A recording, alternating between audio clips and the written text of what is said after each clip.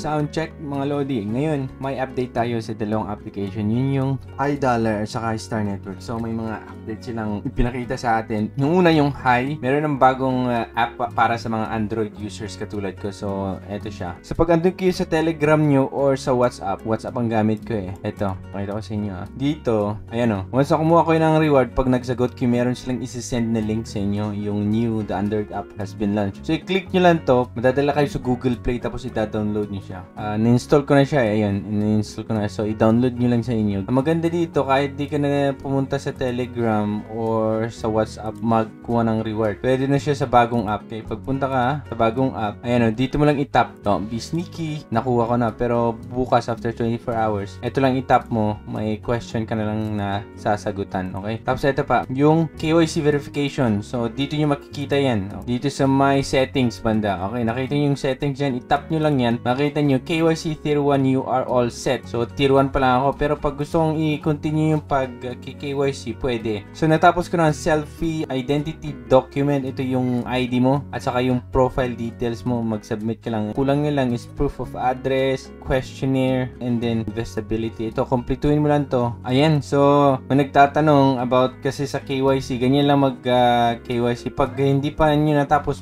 may option din dito na tapusin nyo. Okay? I-click nyo lang yun. Tapos, syempre, i-provide nyo yung mga information na kailangan nila. Next naman na update, yun yung Star Network. So, punta tayo sa Star Network. Star Network naman, may bago din silang update. Yung KYC naman, yung Libra. Kaso lang, ang ginawa dito is parang yung nagdo-draw ka lang din. Hindi ko alam kung kailan tayo makuha. Basta draw lang tayo ng draw, okay? Wala namang kaso yun sa atin. Okay, kailangan pang ayan o, ganyan o. I-draw ko, tignan ko kung yan lang kasi every time na mag-draw ka, manunood ka ng ads sa kanila. Syempre, ino-observan pa natin kasi ito itong Star Network. Tuloy na lang natin. So, draw. So, ayan guys, yung update natin. Kung una kayong makareceive ng Libra, paki-comment na para alam namin kung paano, di ba? So, kung sino yung mauna. Pero ngayon, ganun po. Kung gusto niyo mag-draw, draw lang kayo ng draw.